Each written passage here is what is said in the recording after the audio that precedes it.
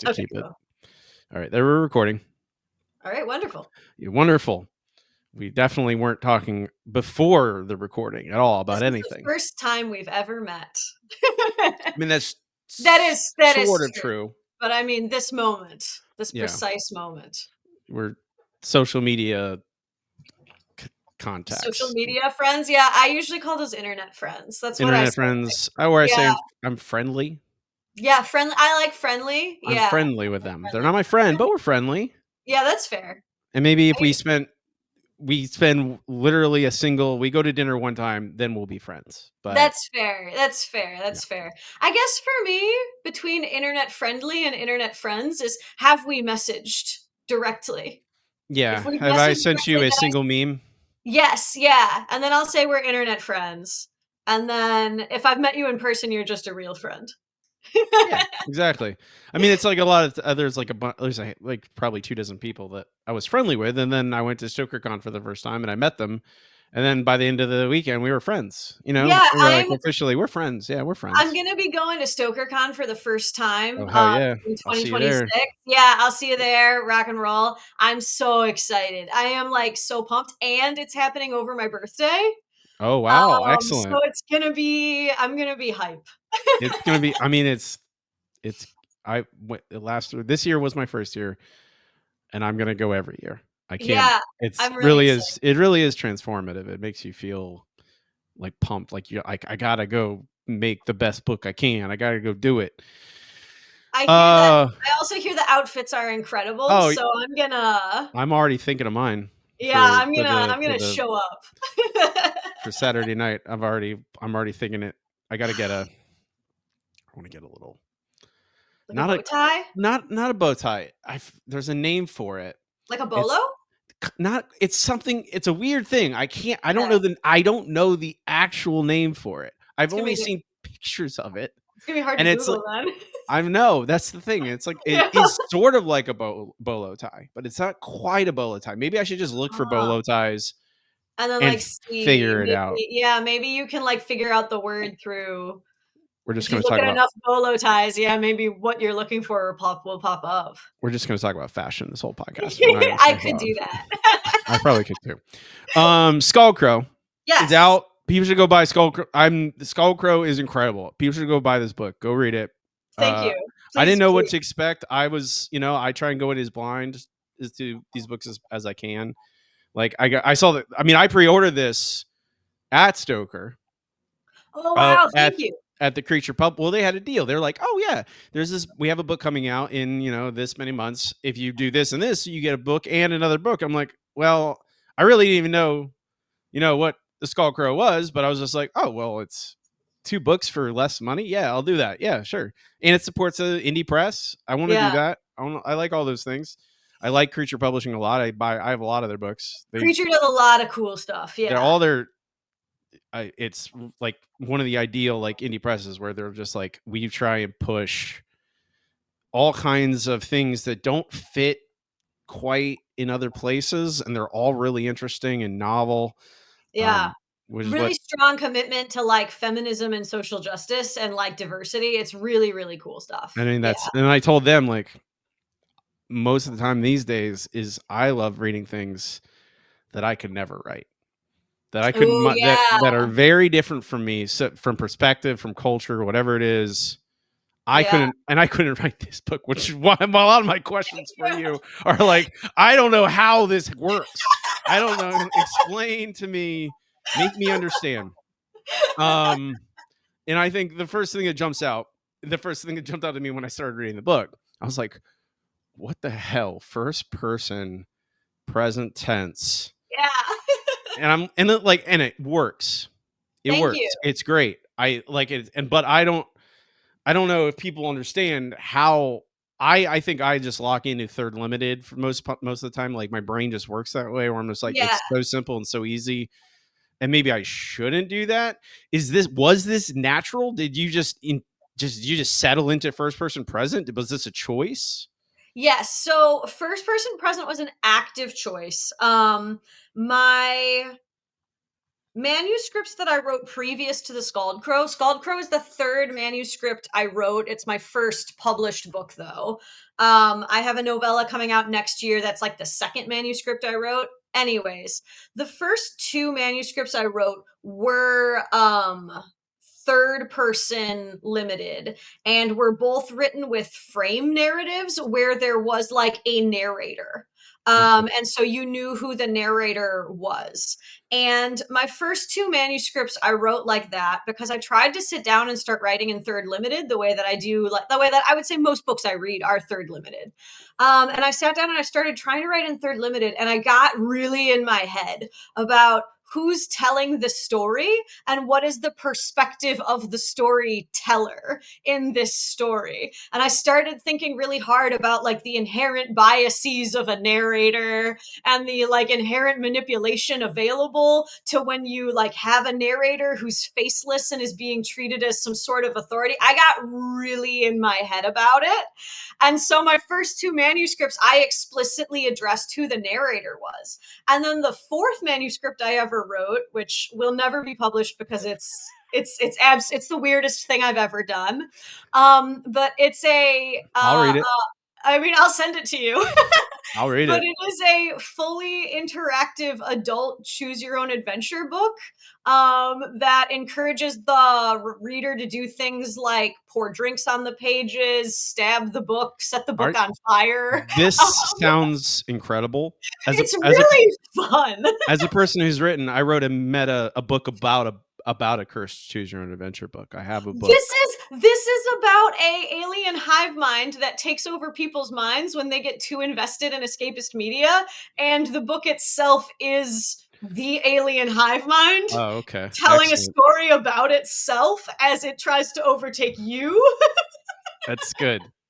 I There's will like stacks on bec stacks on stacks. I would also heavily warn you that the choose your own adventure people are incredibly litigious. They they Yes, took my book down from storefronts for a while it is because officially I a used pick the your words. own. It's officially a pick a path story. Okay, good. Officially. Excellent. Yes, use that. But that sounds great. Officially. I love that idea. Yeah, it You'd was probably have really to fun. require it'd probably require a very specific publishing It thing I to don't get it think to I'm work. ever gonna find a publisher who will wanna take it I out. don't know. You just It's so silly. you get a Maybe couple of hits. yeah, maybe if I become really famous, I can Brian Sanderson it and, like, do $1 million Kickstarter, I don't know. Yeah, Brando Um, Sando. but yeah, so that one is also about like a narrator and the inherent biases of a narrator. So I personally have this weird obsession with knowing who the narrator is when I'm writing. It doesn't bother me when I'm reading, but if I'm writing, I feel like I need to know who the narrator is. And so when I sat down to write Scald Crow, I immediately decided that I wanted it to be first person because I wanted to know who the narrator was. I didn't want to make it like a frame narrative the way I like kind of previously was. And I also wanted like a very intense feeling of like closeness with the chronic illness angle. And I wanted the reader to really like feel what my main character was feeling. It does that. Um, yeah, does that? Okay, good. It I did does it. that. Yeah. So that's where a lot of the first person like inspiration came from. The other reason why I went with first person was because I do read a lot of like schlocky erotica. Okay. Um, and Uh, I love my schlocky erotica. I'm And for it. I was kind of like searching for that feeling of like that Moorishness that keeps you like turning the pages.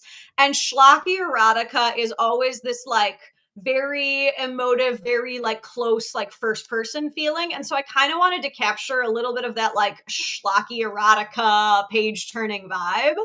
And so I liked first person for that reason. Now, the choice of present tense was this is a very like kind of personal me choice. When I tell stories to my friends, like when I'm on the phone with my best friend and I'm chatting with her, I don't think other people do this. I think other people usually tell personal stories that happen to them in past tense. But I like to tell personal stories that happen to me, like to my friends, in present tense. I don't say, I was walking down the street and then I saw this guy in a crazy hat. I say, so I'm walking down the street and then this guy in the most fucked up hat you've ever seen just turns around the corner. I always tell it in present tense because I love the immediacy of that. And so I decided to do the same thing with Scald Crow. Even though it's kind of uncommon, I really liked how, like, in the moment it puts the reader and how in the character's body it puts the reader to put them in present tense. That absolutely is, it is absolutely effective. The Yeah, thank you. centering the pain, Yeah, centering just constant misery of yeah, like, I am always hurting. I am yep, always, and it's because it's as yeah, it tends to like, it's like a communicative, like it feels like you, the reader, are starting to feel that way as well. yeah. I was gonna say you also when you start telling the story, you also hear the Chicago Midwest accent elevates Yeah, a little bit. yeah, yeah. I talk very Chicago. I talk more Chicago the more casually I talk. And so I did, like, a lot of my friends, like people who know me personally, have read this book and they're like, I can hear you in my ear, like I mean, as I read Scald Crow. I was gonna say that this the voice in this is so strong. That's the Thank you. first thing that pops out to me. It's like the voice is so unique and so striking. And I also just watched the John Candy documentary, Oh and yeah. which I There cried you the go. entire time. Yeah. But I Dan haven't seen it Aykroyd, yet. I need to Dan watch it. Aykroyd has a very obviously notable presence in it. So Yeah. you get lots of yeah. You get lots Yeah. of the Yeah. Yeah. Chicago Midwest. You get a lot of that accent in there. Uh, Yeah, one thing that I absolutely love is writing yeah, no, yeah, and no, yeah, and yeah, no. I love forcing people to experience my yeah, no, yes. I very aggressively love to set things in the Midwest, because I think the Midwest is awesome. I think people like to ignore it, treat it like flyover states, make fun of it, act like it's every town USA. I think that's bullshit. I think the Midwest is really cool. I think we've got murderous weather. I think we've got really weird people. we do have murderous weather. I think we're That's fun. absolutely true. Yeah, I think the Midwest is really cool. And I think all the flack it's get is bullshit. And any coaster, I will fight you physically. I mean, Um, everywhere I live in Florida, so I understand the people hating a place, and you're like, you're not here, man. You don't understand. It's not yeah, like you don't get it. it's not the stereotypes. It's not just the stereotypes. It is also sometimes the It is stereotypes, sometimes the but stereotype, but lovingly. I but just hosted lovingly, lovingly, look, I just we hosted a panel on Florida at a oh, that's so convention. fun. So And I'm like, like, look, okay, we do get drunk in our garages. We do. All right? But there's that's nothing wrong with culture. that. There's It's nothing wrong with that. culture. Um, so the first person present tense was did you like was it did you have to really like struggle to get into that, or was it just not did that feel like did it work through? Did you ever like how much revisions was that? How much like effort was in on that? So in some ways it's easier and in some ways it's harder. It's easier because when I write third person limited, I am thinking a lot more about trying to make my writing like particularly poetic. Like I really love it, especially when I'm writing third person limited, when at like the sentence level, the words kind of flow musically. And I think about that a lot more when I'm writing third person limited because when there's not someone who's directly telling you their story, I feel like I should be trying to add that musicality. Whereas in first person, I'm thinking way more about writing the way a person would actually talk. And so, in some ways, it's faster because instead of me sitting there and doing a lot of like playfulness with like alliteration and rhyming and a beat pattern and stuff like that, I can just kind of go, all right, like, how would I say this? How would so and so say this? How would such and such say this? And I can just kind of like word vomit a little bit more. which makes it flow a little bit faster. Not to say that I didn't add any musicality, like there's still a fair bit of like wordplay and stuff like that because I can't totally get away from it. That's what I really enjoy about writing is that like feeling of musicality. Um, but it makes it a little faster. However, it gets also harder because once you're in first person, you need to write everything as if that specific character is talking. And Briege does talk like me to a degree. She's got the Chicago accent, which does make writing Briege a little easier. But she's markedly a different person than I am. Briege is a lot gentler. She is a lot more conscientious. She is generally less obnoxious than I am. I am a problem. Briege is not really a I problem. was say Breege is the opposite of a. A She seems problem. like she is the like, hey, no, acquiesce to everything. Yes, Yeah, exactly. And so one thing that I did have like trouble with is that I would write something and I would write it too close to myself. And it wouldn't be distinctly Briege. And so there would be a lot of like what was happening a lot is I would write a couple paragraphs, like, and I would just like pound out a couple paragraphs, but then I would have to go back and I would have to go like, okay, is this Briege saying this though? And I would have to like constantly tweak to make sure that it was Briege. And like also with the other characters, like Briege's love interest, Emma, is also from the Midwest, also kind of has this Chicago accent, but I needed Emma to sound distinct from Briege. You know, she needed to be her own separate person. So by myself, and then also once like, the book got acquired by Creature, like with the editor, there was a lot of attention paid to making sure that like Emma's Chicago voice is distinct from Briege's Chicago voice, which is distinct from Carol, the therapist's Kenosha, Wisconsin voice, which is not that far from Chicago. Like, a lot of like focus given to making sure that each character was like a distinct voice. And so that's what I find difficult, making sure that it's the character talking, not just me, particularly when the character's already got my accent. My work in progress right now has two perspective characters. One of them is a Chicagoland local woman who I have to try very hard to not make just me. right. And then the other one is a like an Irish immigrant man.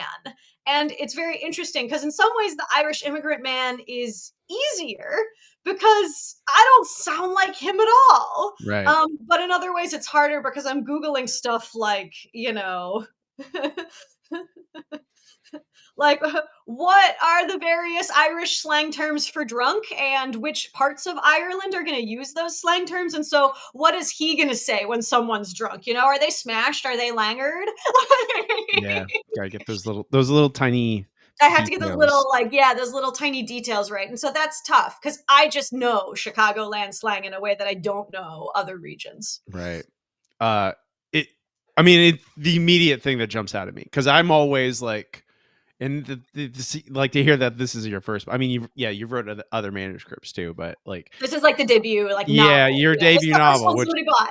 I was gonna say, it's really impressive. Thank you. I really appreciate that. Um, this is a question that I don't know if anyone's asked you yet, Okay, I'm excited. or maybe everyone has, and I just my what I took from this book. But did you ever think of this book as a survival horror story? Because Ooh. to me, this is a survival horror story, like where because it's all about persisting through body trauma Yeah. and limited resources, but in this case, the resource is like spoons. Energy It's and spoons. spoons. Is Yes, yeah, spoons. Yeah. yeah. Wow, I have never actually thought of it that way, I but I was I like, would. I mean, there's a line in here Yeah. somewhere. Where was it? I had like, and it was a little bit ways in, and I. I like I say this every episode. I'm trying not to spoil things. People should go read the book. Yeah, I find it I hard think not to do spoilers too. yes, it is. I mean, there's certain things that I think are in the ad copy, so Yeah, that's yeah, like yeah. it's on the blurb, so I'm not gonna. worry too much. Where was it? I highlighted so many little things, but there's a point in here. I forget where it was, but it's about. I mean, every every chapter, every day Yeah. is centered around how much energy Briege has, how Yeah. much can she accomplish in a day, and like again, the other really impressive thing to me about is this: there's no like, yes, there's like weird stuff going on in this house and around her, but her days are centered around I need to clean the kitchen. It Yes, isn't yes. I need to go, I need to drive to the pawn shop. I need to get to the thrift store to Yeah. donate to sell my mom's old clothes. It is not Yep. like, oh, I'm going to go investigate a ghost today. No, Yeah. it's do I have the energy to clean a sink? Yeah, yes. So a lot of that, and as you said, survival horror, I was like, oh yeah, it is. And actually, the sentence that popped into my head when you said the phrase survival horror is I really thought to myself, well, living with chronic pain and chronic illness is itself survival horror, Yeah. you know? And that is 100% the truth of it, is that when you're living with chronic illness, you are constantly thinking about, yeah, your spoons, what you have, whether it's like energy or like, like pain tolerance or whatever, whatever it may be for you individually. Like, whatever you've got the spoons to do is really, really key when you're living with chronic illness. And a lot of Briege isn't me, but a lot of Briege's experiences with chronic illness are, and I think everyone can infer this, and also I write this in the author's note, like directly inspired by my experiences dealing with my own chronic illness. And yeah, for me, the big challenges aren't, dealing with these like absolutely crazy over the top things. The challenges for me is like cleaning the kitchen, going to the grocery store. Like on days where I grocery shop, like I have to plan my entire day around going to the grocery store, and like even now, like with, I'm more physically able than I have been in the past. I'm still on disability, I'm still very disabled, but even me doing air quotes, a little bit more stable than I used to be. Like I still, yeah, like a big day for me is I went to the grocery store, like, and the library. Like, wow, A big outing. yeah, impressive, and so that is really how I have to like think about things and manage things. And so a lot of Briege's like kind of like eye roll whatever to the horror and just like trying to just like put it in a box and ignore it and move on to do something else um is very much related. Like Briege responds to finding body parts in her house very similarly to how I would be like, okay, we're going to deal with this later when I have Yeah. resources. I'll put it in the Right freezer. It's now. fine. And maybe it's not real. Who cares? It's going in the freezer. I don't care. It's Whatever going it in the is, it's freezer, like going in the whatever freezer. it is. We are literally putting this problem on ice. And I'm sure part of that's like, Midwestern. There is like a very like cultural value of like practicality in the Midwest. And I often joke with people that Midwesterners hate to make anything a whole thing. We hate a whole thing in the Midwest. And so part of it is probably Midwestern practicality, but also I would argue that living with chronic illness, and disability also forces you to develop this like deep appreciation for practicality and this like, this very, very yeah, focus on base survival and these very, very strong priorities. So yeah, nobody's asked me about Scald Crow as survival horror, but I agree. I do agree. Okay. I was like, but like I literally wrote down the sentence, or I guess fragment. Pain as resource, body as resource. Because it Yes. literally is like it feels throughout the story, Briege is just like parceling out parts of Yes. herself to Well, survive a day. yeah, and so Briege, I don't want to like reveal anything, but Of Briege course. has, chronic illness. She has two of my five diagnoses. I have diseases in addition to what Briege has. And I myself have like, an incurable genetic disease. And one thing that that able-bodied people often don't realize is that a lot of diseases, a lot of chronic illnesses, a lot of disabilities don't really have cures, right? You don't get a treatment or a cure as much as you get management. And so, yeah, one of the things that I really wanted to show in Scald Crow, and one of the things I think about a lot in terms of my own disability, is I think about how I am constantly managing it. It's this constant like drain, not only of like physical resources, but also like this mental load of thinking about like what I am physically capable of. Sometimes I make the joke that it's like having a toddler where I have to think about like, what do I need to pack? Like, Yeah. like when is the tantrum, me getting dizzy and fainting or shitting myself gonna happen, like, when is my toddler, aka my physical body, Me. gonna have a gonna have a tantrum? What does it need? And I absolutely have to address those needs. And if I don't address those needs, like, boom, straight to jail, except for, jail's the ER. Is that that's okay. That's not a That's a reference to Parks and Recreation. okay. You're not doing there's a do you know Miette? Miette? Oh, I love Miette. Yeah, Patricia You kick Lockwood. Miette's body like a football. Oh, Jail, yes, jail for mothers, jail that's for 1,000 years. okay, good. You seem like a person you have like was I love Miette, especially I was gonna say who doesn't like Miette? You especially kick with the Miette. cat on the cover. I love Yeah, I was gonna Miette. say the cat, which I love but, Miette. Miette's great. Uh, I will say that I have 3 tuxedo cats. whoa, you got So triple coups. I exactly. I was very I was well, I was both very excited and then Very very nervous. tense. Very Yeah, nervous about Koo being about Coup a tuxedo Kit being Kat. safe. Yeah. And our newest is also a fluffy Oh yeah, tuxedo Koo is cat. Koo is fluffy. He's not as fluffy on the cover for like visual effect, Right, yeah.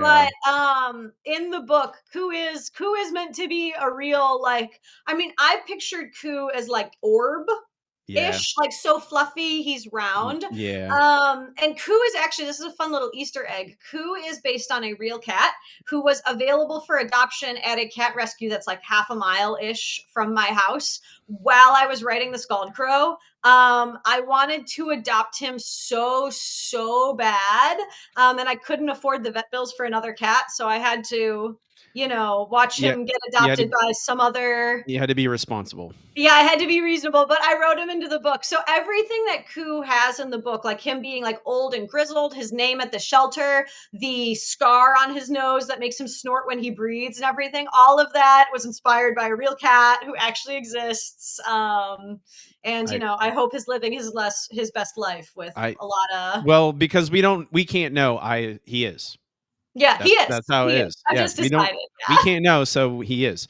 he is. Um, okay, so this is I could talk to you about this book probably for 3 hours. We're not gonna do Thank that. you. This is Okay. my last but this is my last question, and this is the thing that is, like, I think most perplexing to me personally as a writer, which Okay. is the comedy aspect of things. Oh yeah. Um, I can write clever things from time to time, but I don't write funny. Funny is not natural to me. Okay. Um, is that how you just did it come with Breege's voice where it's like this dark comedy to because it's coping with the horror of life and that just it happens because that's how she narrates how slash you narrate a story, or did you feather that back and forth adding more comedic beats or removing them with to navigate the tone of the story? Yeah, so the answer is yes to all of the above. Yes. Answer is Yeah, yes. yeah, yeah. Okay. The answer is yes. So the comedy occurred for a couple reasons. So the first thing is the first manuscript I ever wrote was also very focused on like my experience with like invisible illness and like disability. And when I wrote that book, I wasn't really writing it with the intention of ever getting published. At the time, I was like kind of grappling with my like new identity as a disabled person, and my therapist was like, you should do something. And she was like, you like cooking, you should write a cookbook. And I went, no, that's dumb. I'm going to write a book. And like I always joke that like I did it in the stupidest way. Like I just sat down, opened a Word document, and just was like, page one, boop, boop, boop, you know? And so my first manuscript I really wrote like for me. And it's all these like dark thoughts and dark feelings I was having about like being, disabled and like kind of me working through that. And it is a bummer. Like top to bottom, the book is a bummer. I think that's okay. Sometimes Yeah, it's okay for it to be a book about hard things to be sad. yeah, but like it's really a bummer. And I remember like my friends like reading it because they love me, and them being like, wow, yeah, it's really beautiful and I think you're a really good writer. But like none of them was like, I enjoyed the experience. It wasn't an Yeah. experience that anyone would choose. And I don't blame them because like I don't know if like I would want to read it. And I wrote Yeah. like, that's Yeah. bad. That's bad. But writing it was very healing. I'm glad I wrote it, but it was like a bummer.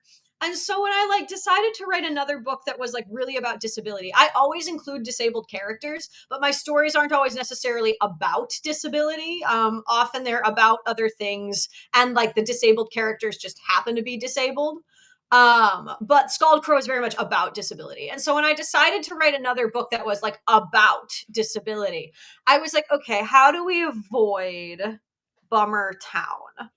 And an obvious way to avoid Bummer Town is to locate it directly next to Toontown. And just kind of set up some sort of public transit system Back and that forth. Yeah. circles between the two. And so Yeah. part of it was a desire to like make the book enjoyable, like and readable.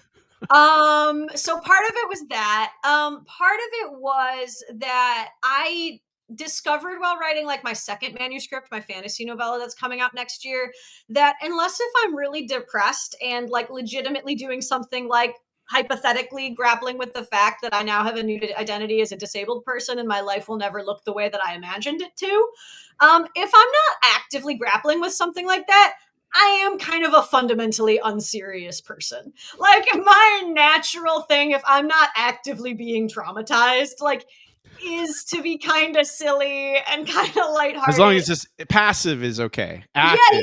yeah. If it's Okay. like if the trauma happened in the past and like and I'm not it's not if I'm not actively being beaten with a stick, I'm like haha, your stick's dumb. And then you start hitting me and I'm like, oh, it's actually a very tough stick. Out. Sorry, Yeah. ow.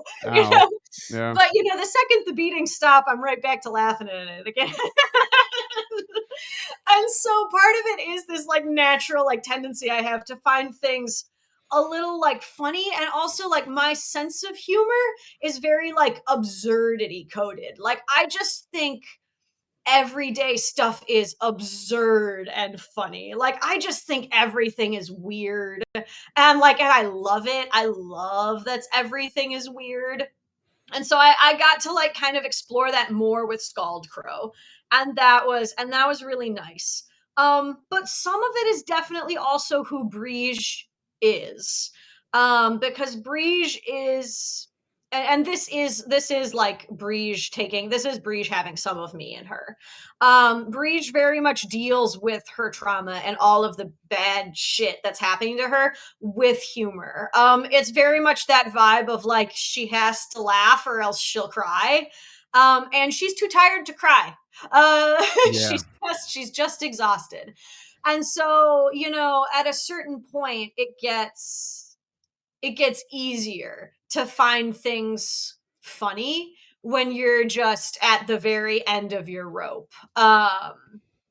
And I think that that's where a lot of her like resilience and her strength comes from that ability to like see the absurdity, and from the ability to like laugh at shit that like is really dark and really bad. Yeah. She just really really is able to like see this humor in it. And she does that is me doing a little bit of a self insert into Briege with that attitude. And I mean, we're in every good. character. Yeah, exactly, exactly. Actually, like, very early stage when I was, like, early outlining Briege, I was, like, writing little notes about, like, which character, like what character traits each character had, and my first notes for Briege said something to the effect of, "This is you at your worst, except for even more whiny and pathetic." I mean, I'll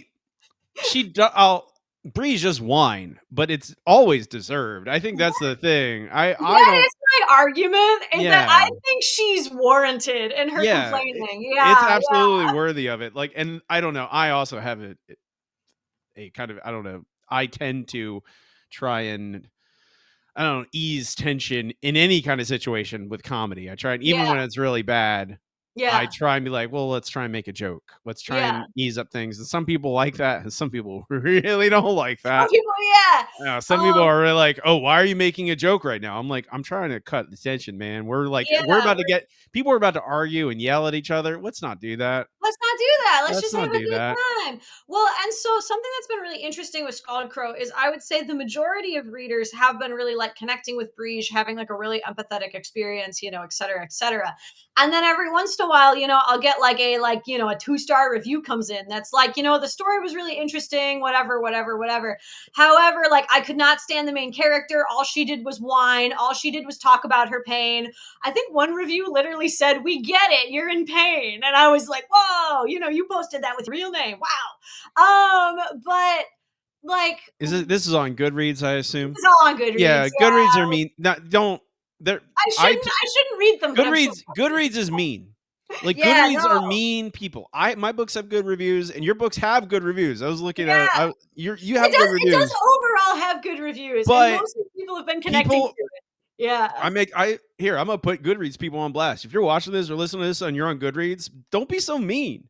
don't be Like, so it's mean. not a contest to be as snarky as possible about the book you read, which it feels Yeah, like what like a lot of like half the people on Goodreads are leaving reviews because they want to be like the snarkiest, most clever review possible, like for their yeah. 3-star review of your book. I'm like, you can write like it's not a contest to see how much of a smartass you could be. I have a suggestion for these people. Go write a book in first person present, I and then was you gonna can write say, whatever you want. I know. I'm not mostly, I'm like, if you write a book, you can leave whatever kind of review you want. You can, if you don't like it, you didn't like it. That's Yeah, okay. yeah, yeah. But you don't need to be, are you mean to every, like, if you leave a restaurant, a review for a restaurant, are you mean to the restaurant? Like, are you like, I mean, are you mean, maybe. I don't, Maybe the Venn diagram's a circle. it probably is. Maybe. But We are, the thing that comforts me when I do think about the mean good reviews is one thing, which I can't remember who I heard say this, but one time I heard an author say that if you write something and nobody that if you write something that nobody hates, nobody's gonna love it yeah, either. that's And true. so every time I get a review, they're like, "I hated everything about this." For every one of those, I've got at least one or two of people being like, "Wow, I felt so seen. This is the first time my experience with disability like has been presented in a book." And if that's what it costs to give the people like that sort of experience, then yeah, I'll take the mean reviews. I'll take them. I mean, I have mild back problems. I have, Oh, okay. back problems are bad. Well, I mean, and it's like I didn't always have mild back problems, but at Yeah, a certain point I developed them, and it's pain, and it's like it's not debilitating for the most part, but but it's this constant it is drain. always there. It is Yeah, always there, and even me having that little bit, and then reading this book, I went, it actually, like, this feels like that accurate representation. It feel like there's that, I highlighted this. There's a this I'm gonna just brag on your behalf because thank you you. did something really incredible. It's the 5th chapter, and it starts and it just says bad. The first thing that is just bad pain, sharp, sharp, sharp, and it's just like this run-on fragments of, Yeah. because when you are like, I also have kidney stones, so Oh yeah. when those hit, you're like, there's no other thoughts in your head. Yes. Yeah. Yeah. You're not thinking about, oh, what can I do? You're like, oh, I am frozen. I am Yep. frozen because it hurts so bad. And Yeah. this is maybe the best I've ever seen. Something I've read that actually captures, like, I read horror books every day, and there's people get ripped apart and cut into pieces and Yeah. destroyed and maimed, but they rarely actually capture the overriding nature of pain Yes. and how it basically debilitates you and Yeah. traps you. And Yes. this, and I there's just a big giant block. I just highlighted everything in it because I need to come. It's like, I could do this. I could use this. This is great Yeah. to describe pain, which is unfortunately a common thing. And Yep. when you're writing horror novels and or just people, Yes, and or pain just is people. Yeah, pain is pain is present. unfortunately yeah, pain is unfortunately part of life. Yeah, so Okay, sucks. we're running out of time. We're well over time for the first Sorry. segment, but it's fine. I It's never shut all up. I again. We could keep talking. I Yeah. really I'm not this is I'm not blowing smoke. I truly did love this book. Thank you. Um, so we can move on to the next segment, which is the Okay. second act, which is broader questions, bookish questions for the most part, writing questions. But I'm going to start with a question from my last guest. Okay. And I'm going to ask you for a question for my next guest at Ooh, the end of okay. it. So the question is, this is a question from Amanda Casile, whose book Broken Trail is coming out as of this Oh, recording, yes. like a week or two, I think. If I got my timeline right. But her question is, what color or colors do you associate with your book? Ooh, so well, all right. The book is primarily black and red on the cover, and so that would be the obvious answer.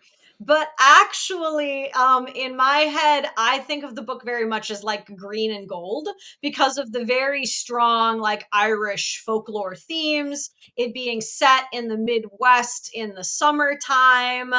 And I mean, like, it's even like, like Briege's eyes are green and stuff like that. I associate it very, very strongly with like green and gold. I don't think that the Scald Crow, as dark as it is, as much trauma as there is really this like bloody book about like death and suffering. Ultimately, the Scald Crow is about life, and sometimes life sucks, man. But that doesn't like mean that it's any less lush, any less worthy, any less vibrant. So I really actually think of the Scald Crow, despite it being your classic spooky black and red colors on the outside, I think of it as a green and gold book. That was similar to Amanda's answer, because as soon as she posed that question, I'm like, well, what color is your book then? And Yeah. she was like, well, the cover is sepia brown, black kind of darkness, and she's like, actually, I think of it as green because it's set in the woods. It's so I'm like, Yeah, oh yeah.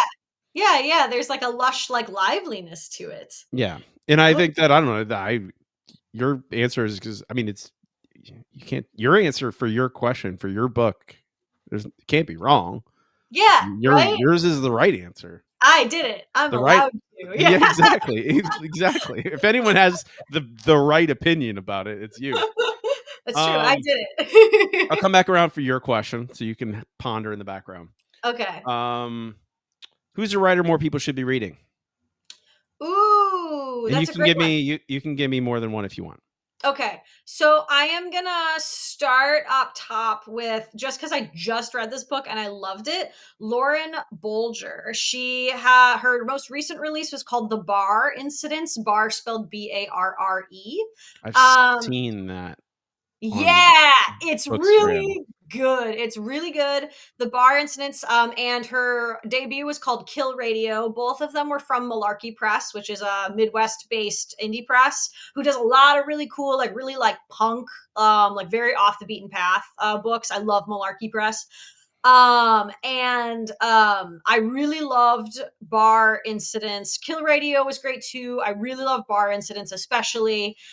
Lauren Bolger does this really great job of kind of incorporating like some romance elements into her horror stories that make you relate to the characters a lot more deeply than you would if it was just a straight horror. And also, she really like wraps in folklore in interesting and unique ways. The Bar Incidents, in particular, combined like American cryptids Jewish religious practices and Norse folklore all together into a story that was really cohesive and really worked. And I've never seen somebody combine so many disparate folklore aspects together in a way that worked so well. So I would start up top, Lauren Bolger. Love her stuff. Another one of my favorites who I don't think gets enough attention is Patrick Barb, B-A-R-B, Patrick Barb. He is a machine. He's super prolific. I haven't read everything he's written, and he's one of my favorites. But he has done a whole bunch of really fun and creative horror. What he's particularly good at is his horror will have these like very snappy like titles and very snappy concepts. Like he's got a collection called the Children's Horror, where it's like a whole bunch of short stories that are all based on children's TV shows that are then written in like a horror aspect. And you think, oh, that's a cool idea for a collection. And so you think that he's just kind of got these like cute gimmicks. Or he's got another one that's a cosmic horror told from the perspective of squirrels. And so, like, you think, okay, well, he's got a cute gimmick. That's fun. And you pick up these books expecting them to be just kind of like a cutesy gimmick. And then he writes things that are incredibly emotionally resonant from the perspective of squirrels. And so I really, really love that because you go in like kind of expecting this like relaxing silly romp, and it will be a romp, but then you are unexpectedly moved. And I really, really love that. I always think that that's such a magic trick when writers and creators are able to do that. That's always like my favorite thing. So big ups to Patrick Barb, and I would say he's one that more people need to be reading. And then if you like things that are like for a younger crowd, like he does a lot of like middle grade stuff, and I think some YA too. Robert Otone. He's also got an adult novel out, This Vile Thing We Created, but like I'm kind of always looking for like books for like my nephews and stuff. And Robert Otone writes some really cool like middle grade horror. Um, He was the first guest on my show. oh, was he really? Yeah. I love him. He's so Yeah. sweet. He's like the nicest guy. Robert's the best. Yeah, he's the best. So And a I would great also say, writer. Just and a great writer. Yeah, incredible yeah. writer.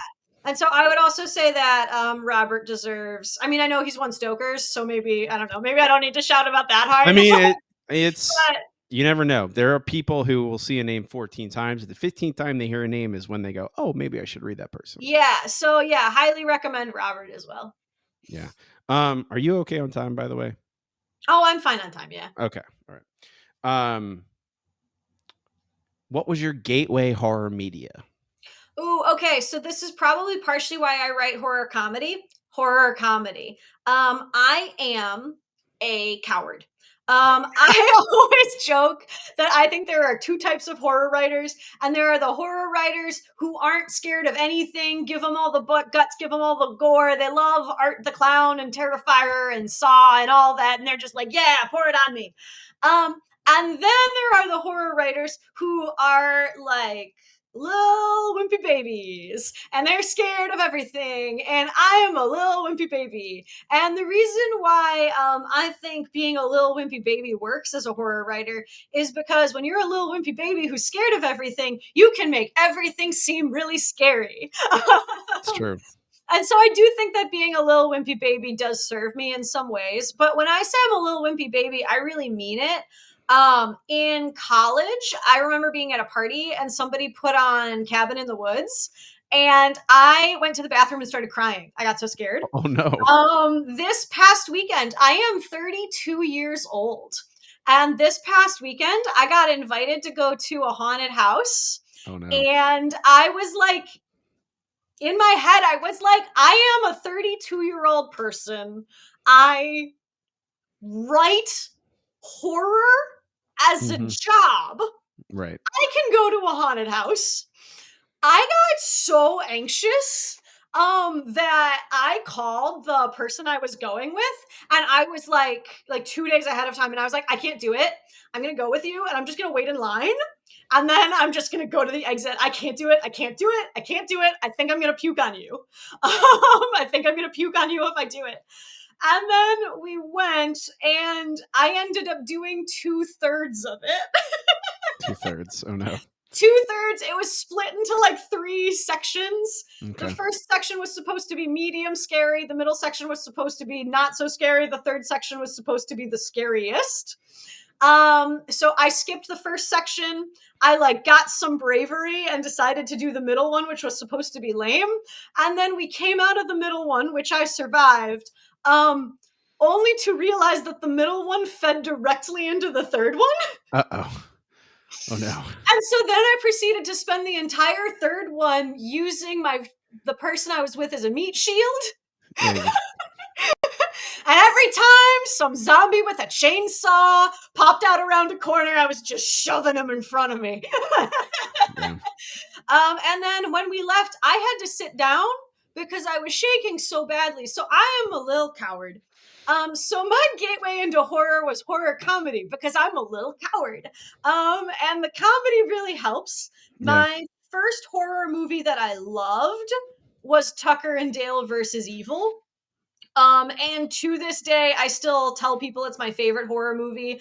I watch it every year. If I'm really depressed, I'll watch Tucker and Dale versus Evil. If anyone is Dale, like I'll marry you. If you're Dale, okay. If you're Dale. Specifically, if you're Dale. Specifically, if you're Dale. I was talking about this over the weekend, like what has happened since, like, we're talking about I was talking with a friend about Evil Dead, and like Yeah, Evil Dead 1 is a horror yeah, movie, and then yeah, Evil Dead 2 is silly, it's horror and comedy, and then yeah, 3 is just like a comedy with some yeah, action in it. It is not, yeah. and I'm like, and then he referred to the genre as idiot fights monsters, and I'm like, and there isn't a lot of that anymore. No, We don't get a lot of idiot fights monsters. And I'm yeah. like, maybe I should write an idiot fights monsters book. Yeah, I Idiot should Fights Monsters is fun. And like Yeah. Scald Crow isn't Idiot Fights Monster, but like, oh man, we're only just only There's a only little because bit in there. There's a oh little yeah, bit. but no, Yeah. yeah, only because Briege isn't quite an idiot. Like, No. but like it's really got idiot, it's got like a lot of the same like beats as Idiot Fights Monsters, and it's got that vibe. And I love Idiot Fights Monsters. I love it. I love horror comedy. I really, really do. I love comedy in general, which is probably part of it. Like a lot of the media I consume is comedy. But yeah, I love a horror Are comedy. you this is just are you a dropout person? Do you know I dropout? love Dropout. Okay. I love Dropout. Okay, Yeah. good. Yeah, yeah. VIP is my favorite show Oh, I just with Vic Michaelis. yeah, I love Vic Michaelis.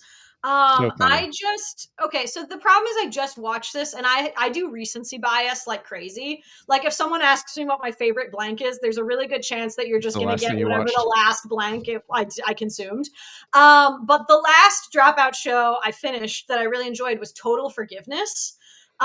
Which is the one where Allie Beardsley and Grant O'Brien give each other like jackass style challenges to Oh, pay off their no. student loan I debts. haven't I need to watch this then. It's insane because it starts very funny and Those then it 2 are gets crazy people. incredibly dark. Like it turns into a psychological horror. It is the darkest thing that Dropout has done, and it rewired like new neural pathways in my brain and like made me really think about like friendship and like bravery and like like what is like and like the cruelty of our economic system. And just it was they set out to make Jackass and they accidentally made art. um I hate I'm gonna argue. Jackass is Jackass art. is art, Actually, yes. okay, actually I agree with you. Okay. Jackass is art. I actually do agree with you. I They set out to make okay, no, I agree with you. Jackass is art. You're I mean, right. but Jackass is certainly a different thing where it is, I mean, a lot largely it's because I like, guys, people like Spike Jones were involved in Jackass, and Yeah. like it's there's plenty of not really art things in Jackass too. I think here's the difference. I think Jackass never admitted that Jackass was making art, And I think Total Forgiveness realizes by the end that it was making art. Like by Yeah, the end, Total Forgiveness knows what it's doing. a little bit of self And awareness. Jackass like really committed to the bit. I have maybe I shouldn't say this in case if I ever write it, but I'm going to anyways, YOLO. You're Um, fine. but I didn't see any Jackass because I grew up in a very like conservative Catholic family. So I didn't see any Jackass until COVID. And then I watched all of Jackass. That's a lot of Jackass at It's a once. lot of Jackass in like 3 weeks during Yeah. COVID. All the It was so to all the the TV shows and all the movies? it was all the movies and most of the TV shows. Okay, yeah, there's a lot. It was a lot. And I had like I was dreaming about Jackass for like a while, and I had this one very vivid dream in which Steve-O was a demon sent from hell Oh my god. specifically to disguise himself as a Jackass guy, join the Jackass crew, and then punish the rest of the Jackass guys on Earth for their sins. And that's why Steve-O existed. Like, and the only reason why Steve-O was doing challenges at all was to like keep his cover that like he was like this demon who had joined the crew and was just like fucking with the other Jackass people. And I want to write it. I want That's to write it. that's a And good idea. You should write that. It is right, really I good. want to write it. A Yeah. legally distinct Steve-O. It's all you just rub off the serial numbers. Yeah, Yeah, yeah, yeah. It's not Steve-O anymore. And then well, and if it ever if it gets turned into a movie, That's true. they're right, Maybe those Steve-O guys are could right there. star. Maybe Yeah. Steve-O could star. He could. He could. He'd probably be he's down for basically anything. Yeah, And so I think he'd be the I mean, person he is a who demon would. sent from hell. That's like their Maybe. whole thing. Yeah. I'll do one more question and we can move on. What's the best piece of advice you followed? Ooh. I'm gonna recycle something that I said earlier, and it is that idea of if nobody hates what you've written, nobody's gonna love it either. Every time I'm writing and I start to be like, is this too much? Is this too weird? Is this gonna alienate people? I go, wait, no, I wanna be too much. I wanna be weird. I wanna alienate some people. Yeah. Because if you are trying to make something that's going to appeal to every taste, you are going to ultimately make something so bland that it's not going to really connect deeply with anyone. Yeah. And I decided that I am more interested in connecting deeping with a smaller subset of people than I am with writing like a super crowd pleaser sort of thing. And so that's probably the thing that when I'm writing, I keep coming back to. And it does help me, I think, be more brave in my writing, and really helps me have the distinct voice that I have. That feeling that it's okay if someone doesn't like me. It's okay if I'm cringe. It's okay if I'm a little embarrassing. If I accept these things, like I am ultimately freer. I the overarching theme I think of this podcast so far to this day is the best writing is goes as hard as it can. Yeah. Whatever Yeah. it is, it doesn't obviously not every book's going to be the most extreme thing possible, but it is whatever it is the most of it that it can be. Yes. Yeah. Yes. Yeah. Yeah. I mean, I so this is like obviously specifically a comedy line, but my best friend and I often joke about the importance of committing to the bit. Like you have to mean it. You have to mean what you're doing. And so that's something I think about a lot. Go hard. Yeah, go hard. You got to mean You got to go hard. it. Do you have a question for the next guest? Ooh, yeah. Okay. Um, ooh, that's a good one. And specifically, it will be in this case my first time with two Oh yeah. guests. Ooh, your So first time with two so guests. Okay. you'll this question will be going to two different folk, technically. Did they co-write the book together or is They it two co separate they books? co-edited. They co-edited. Okay. It is Grace Reynolds and Wendy Dalrymple for the Okay. Poison Soup anthology will be my next guest to tip off all the listeners. Gotcha. Wonderful. Okay. I would say if you had to select a like an outfit Halloween costume aesthetic, like, you know, like a vibe that your co-editor had to embody for a calendar year. Like they had to be that for a year. So in my head, I'm thinking like perhaps they have to be a juggalo. You know, Okay. what would you enforce upon them and why? That's incredible. I,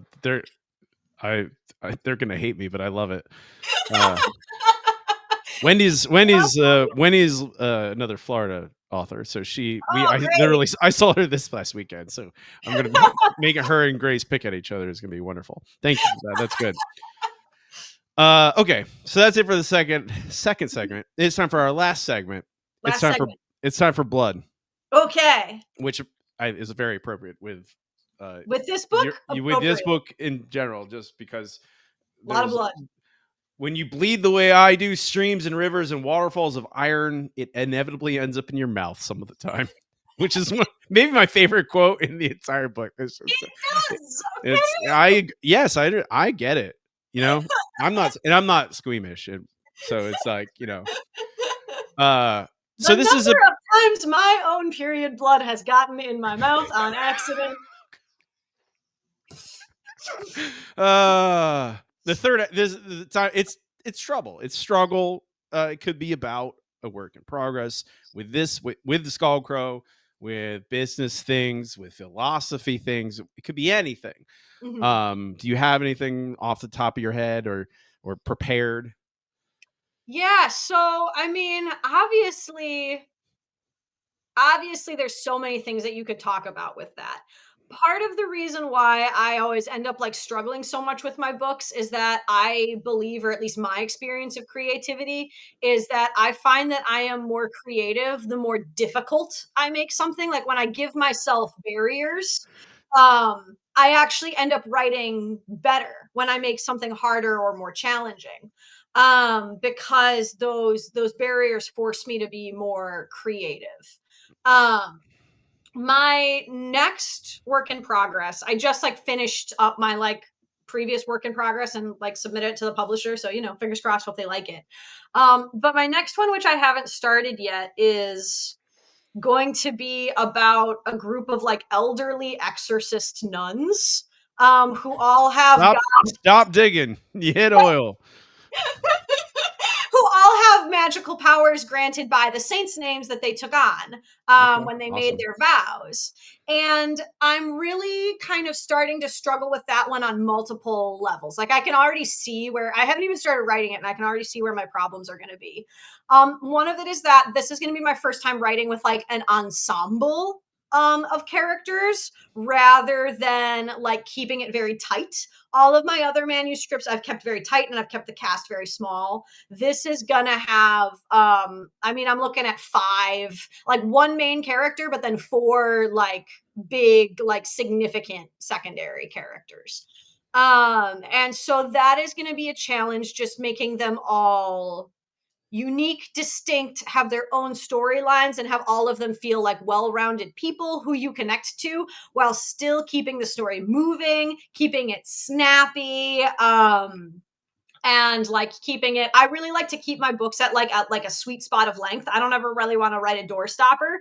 I like to stay in that like kind of like 70 to 85,000 pocket. And so that is going to be a challenge, and I can already see that being a challenge like from here.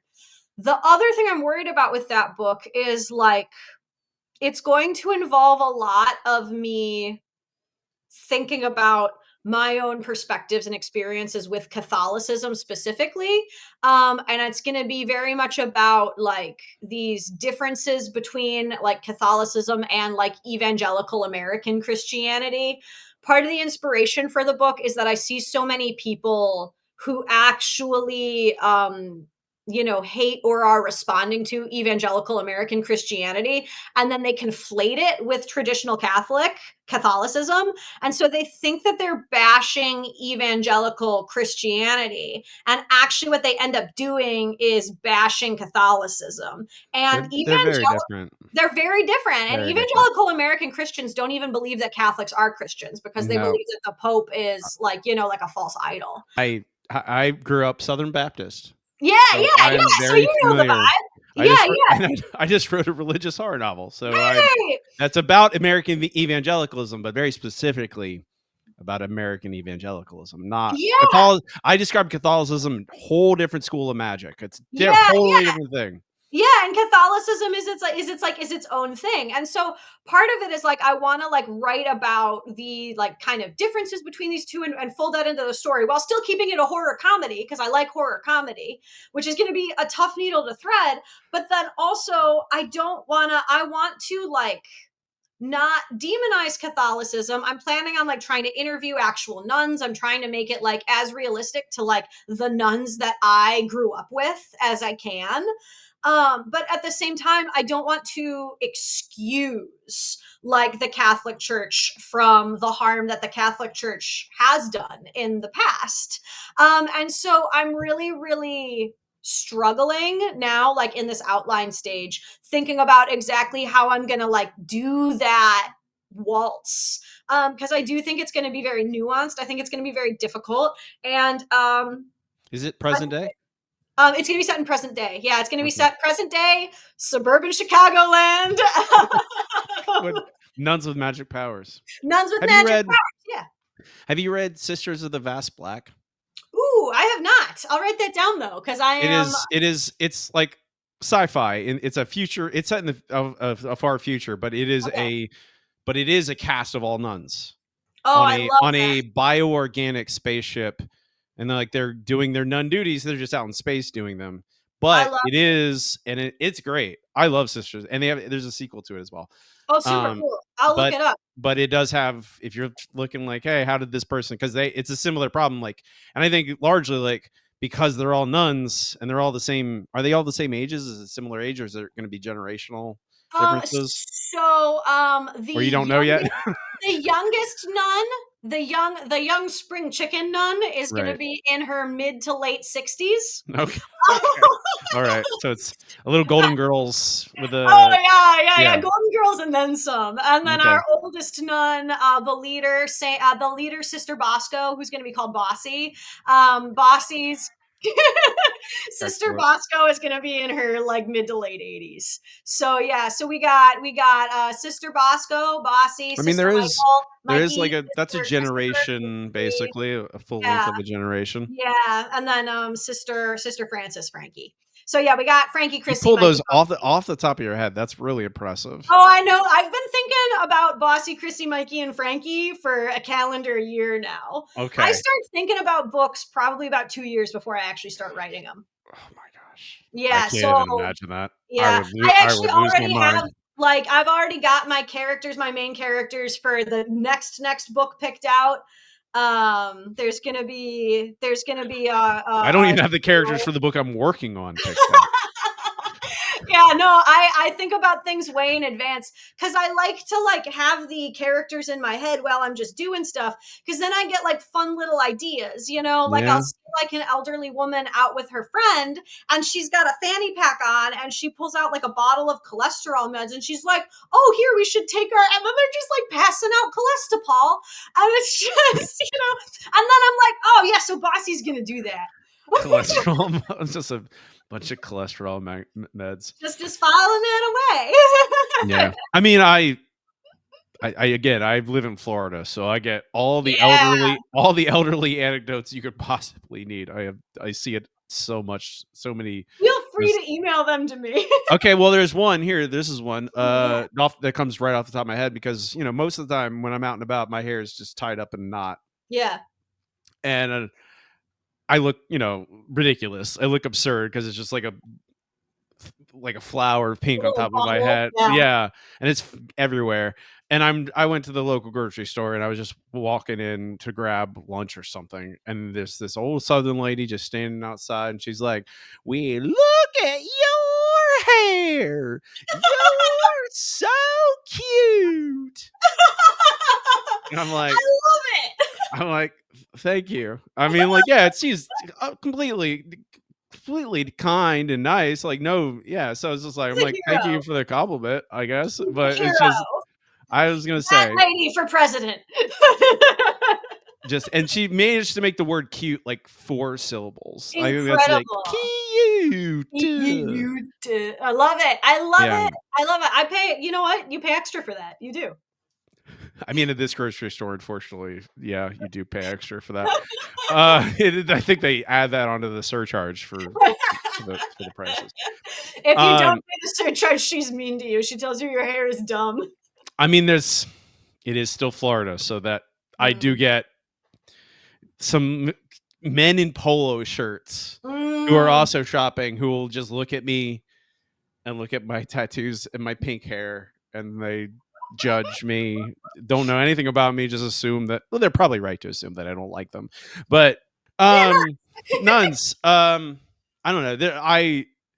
I think the difficult part about that is the fact that they're all nuns, they're all part of the same group and their Yeah. ages aren't that disparate. Like they're with it. Yeah. They're different ages, but it's not so it's like it And I is am like gonna have a main character who's the perspective character, who's a woman whose husband recently died and who like needs to get a job, and she's their new secretary. And so we do have like a like a okay, normie. this is yeah, we have like a normie who's like witnessing this, like that we like are witnessing it through, which I think is gonna help. And then actually very like this is like again like a very cute little Easter egg. And people who've listened to like other interviews about me will know that this is like another like little Easter egg. The house in Scald Crow is based off of my grandmother's home that my grandmother like lived in when I was a child.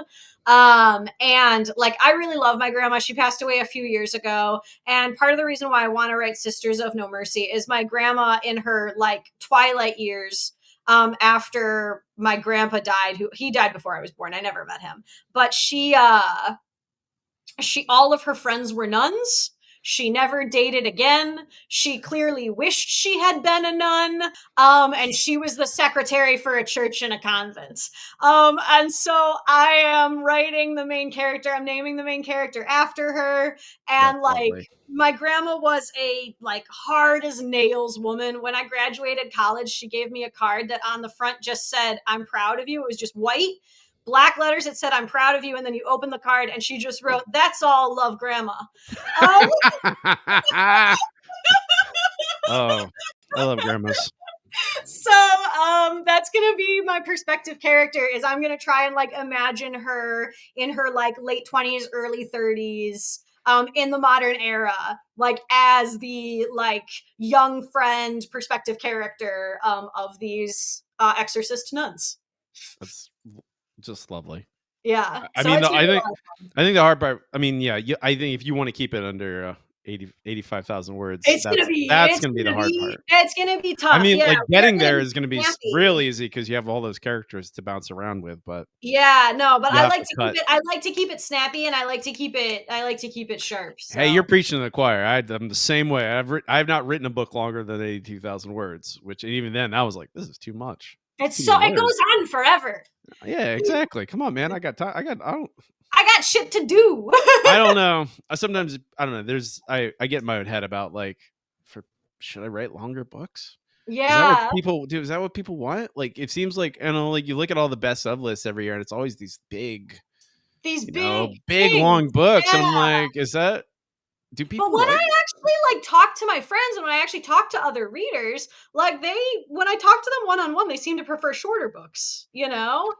are you Um well, I as someone who's uh I was again talking with a bunch of authors this weekend, it's like are you maybe perhaps suggesting that the traditional publishing industry hasn't necessarily adjusted or kept up with actual humans that live in the real world that you could potentially sell books to, and instead they just market to the small slice of people that they think are all the readers because that's who they are? yep. Are you saying that could be true? That's maybe what I'm suggesting. Yeah, okay. A little I bit. would that's crazy. That's That's not certainly crazy. not That would true. be insane. That That would be wouldn't crazy. Robbie, capitalism is a perfect system that never fails, okay? Oh my god, There's no way. you really I'm do. being sarcastic. Now you're just reminding me of Now you are reminding me of Sammy because that's exactly what Sammy would do to me. Um, okay, so I don't want to keep you. We could keep talking about We could keep doing this all day, yeah. for all day. Where can people find Skullcrow? Where can people find you online? Tell everybody all those things. I'll try and link to all this stuff in the show notes. Sounds good. So the Scald Crow is available wherever books are sold. Yep. If you hate society, it is on Amazon. If you love society, it's available anywhere other than Amazon. Barnes and Noble has it if that's what's most convenient for you. Obviously, indie bookstores. There is a fair number of indie bookstores who carry it. If or you can always request an indie bookstore to order it for you. Also, bookshop.org is a great place to get books and stuff like that. If you're in Chicagoland, especially, I know a lot of the indie bookstores in Chicagoland are carrying it because I personally called them and asked them to. Try and get it from an indie bookstore if you can. Request it from your library. If you have no money, request it from your library. I would love that because, then that's really a huge gift to authors because then other people might discover it too once it's on the library shelf. So consider requesting it from the library. There's also an audiobook if you need an audiobook for whatever accessibility reasons or just because you like to listen to stuff while you're driving or cleaning your bathroom. There's an audiobook as well. But I really think audiobooks are important. There's a lot of people with ADHD, traumatic brain injuries, whatever, where audiobooks are really necessary for them. And totally go for the audiobook. Avon Shore's the narrator and she knocked it out of the park.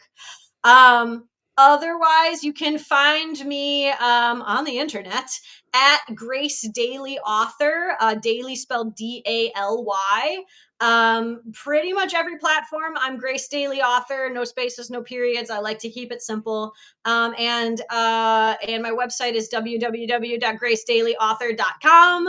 I am most active on Instagram because my publicist told me to do that. So there you have it. And I'm not on TikTok because no, I refuse. I deleted my TikTok. I don't like TikTok. I get overstimulated by TikTok. That's I was doing pretty good on TikTok, but I was also losing my goddamn mind. So Yeah. I got off TikTok and now it's going to be like some True Social, basically True Social Yeah. 2.0. I have never made a TikTok just because I can tell by looking at it that it's going to make me lose my mind. So it's not good for me. And I'm not going to join it. So, No, it's fine. Um, it's fine it's is what fine. that's been my If you like motto. TikTok, good for you. I can't Yeah. do it. I'm too weak. The same principle. Like you have only so many spoons in the I have only so many spoons. yes, only so many spoons. Grace, thank you so much for joining me. I really appreciate it. Thank you so much for having me. I had a great time.